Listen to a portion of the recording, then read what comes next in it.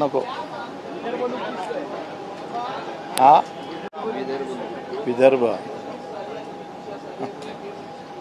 पहिले मी माझं सांगू का तुम्ही प्रश्न विचारता?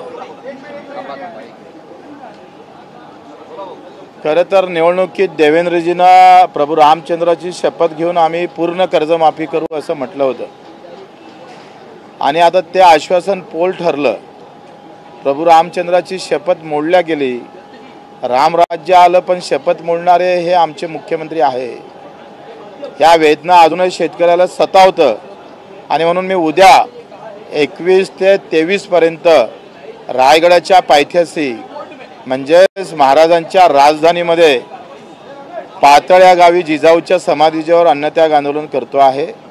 इथून शक्ती घेऊन महाशक्तीत या सगळ्या मागणीसाठी दिव्यांगांसाठी आणि शेतकऱ्यांसाठी आम्ही लढणार आहोत. उद्यापासून 3 दिवस अन्नत्याग करतो आहे आणि म्हणून सरकारला सांगायचं आहे का हिंदूलाही पोट असतं. हिंदू शेतकऱ्याला पोट आहे, तपासा थोडं. तो उपाशी आहे, तो लढतो आहे. तलवारीनं जेवढं मारलं जातं त्यापेक्षा धोरणानं किती मेले. जेवढ्या औरंग्यानं नाही मारले त्याच्यापेक्षा जास्त सरकारनं मारले. जे काँग्रेस 3.5 लाख शेतकऱ्याच्या आत्महत्या ह्या 5 वर्षा अगोदरचा आकडा होता. आता तो 1 लाख.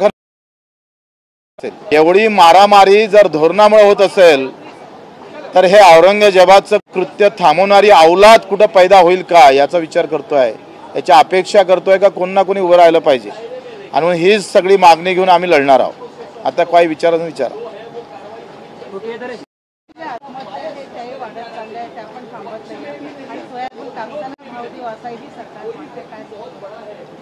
सोयाबीन 4,000 रुपये क्विंटल भावानं विकावं लागलं. एका एकरात 4 क्विंटल पिकलं 16,000 ते आले. 16,000 मध्ये 6 महिने लागतं पिकवाले. एकाच माणसाची मजुरी पकडली तर 32,000 रुपये खर्च आला. म्हणजे भेटले 16,000 आणि खर्च आला 32,000 एका माणसाचा.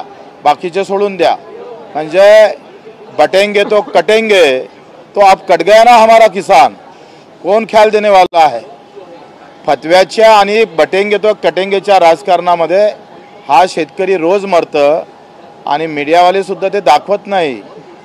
ते मोठी घोडचूक आहे या देशामध्ये. तुम्हाला कॅमेरा हा गावाकडे, कारण गावात अजूनही MRGS मध्ये काम करणाऱ्या मजुराला 4 महिने झाले त्याची मजुरी भेटली नाही. 24 तासात द्या असा कायदा आहे पण एकाही टीव्हीवर न्यूज नाही. तो पाय पसरून तळपून मरत. त्यांना त्याचं दुःख आहे.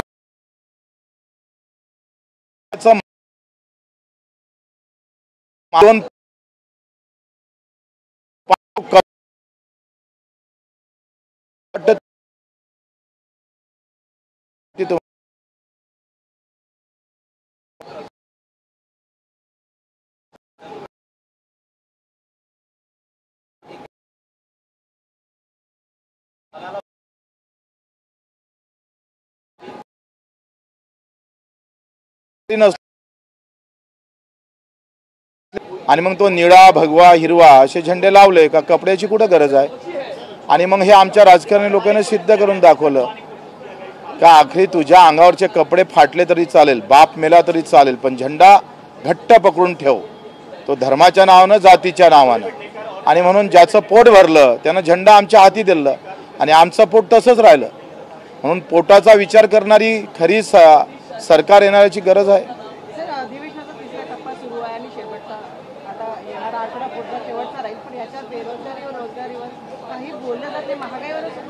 बोललं तर तुम्ही दाखवत नाही ना.